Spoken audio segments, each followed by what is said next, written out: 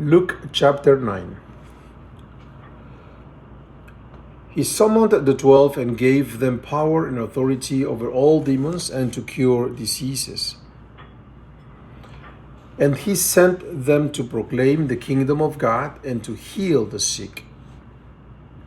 He said to them, "Take nothing for the journey, neither walking stick, nor sack, nor food, nor money, and let no one take a second tunic.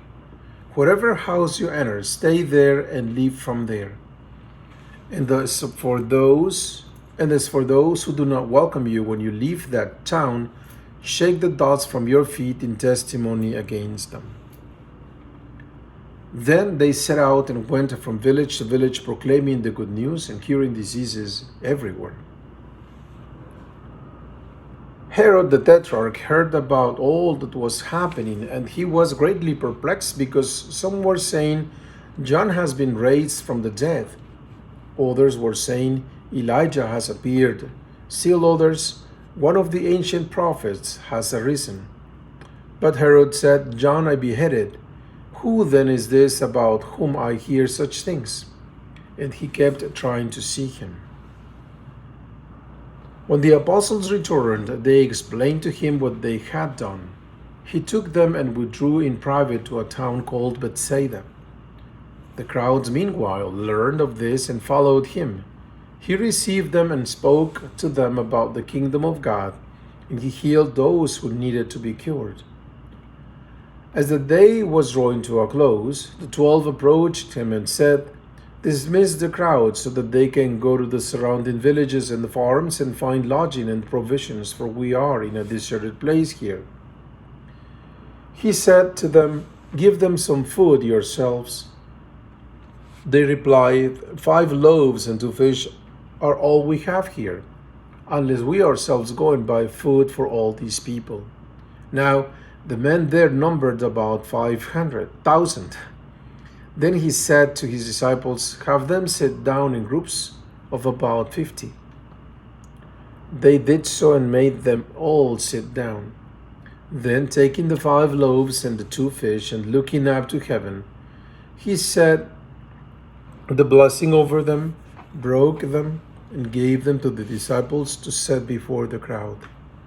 They all ate and were satisfied. And when the leftover fragments were picked up, they filled 12 wicker baskets. Once, when Jesus was praying in solitude and his disciples were with him, he asked them, "Who do the crowds say that I am?" They said in reply, "John the Baptist, others Elijah, still others, one of the ancient prophets has arisen." And he said to them, "But who do you say that I am?"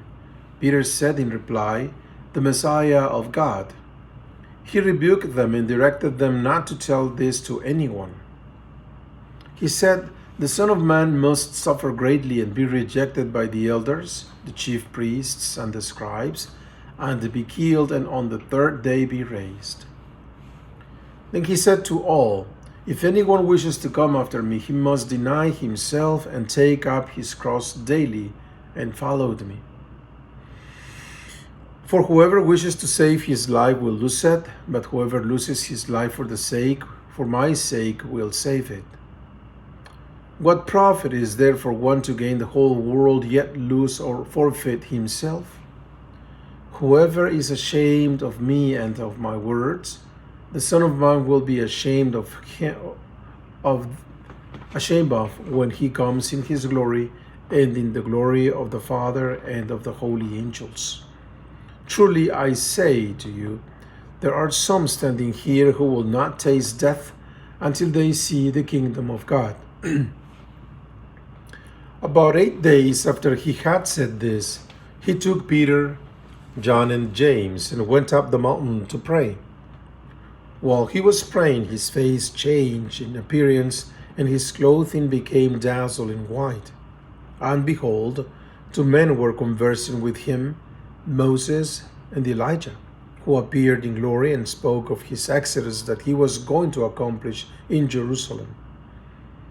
Peter and his companions had been overcome by sleep, but becoming fully awake, they saw his glory and the 2 men standing with him.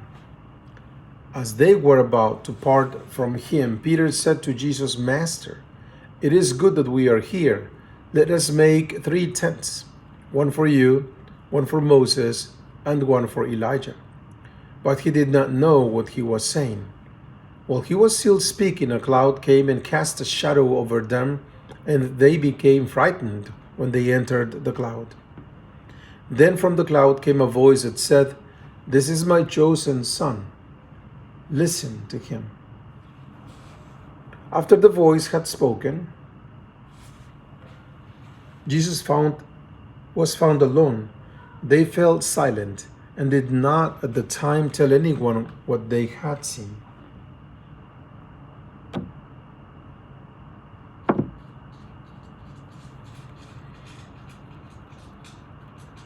On the next day, when they came down from the mountain, a large crowd met him.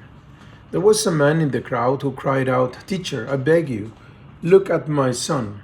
He is my only child. For a spirit seizes him, and he suddenly screams, and it convulses him until he foams at the mouth.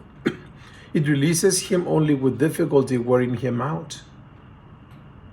I beg your disciples to cast it out, but they could not. Jesus said in reply, O faithless and perverse generation, how long will I be with you and endure you? Bring your son here. As he was coming forward, the demon threw him to the ground in a convulsion. But Jesus rebuked the unclean spirit, healed the boy, and returned him to his father. And all were astonished by the majesty of God. While they were all amazed at his every deed, he said to his disciples, Pay attention to what I am telling you. The Son of Man is to be handed over to men. But they did not understand this saying. Its meaning was hidden for them, so that they should not understand it. And they were afraid to ask him about this saying. An argument arose among the disciples about which of them was the greatest. Jesus realized the intention of their hearts, and they took a child and placed it by his side. He said to them, Whoever wishes to receive this child in my name receives me. And whoever wishes to receive the one who sent me. For the one who is least among all of you is the one who is the greatest.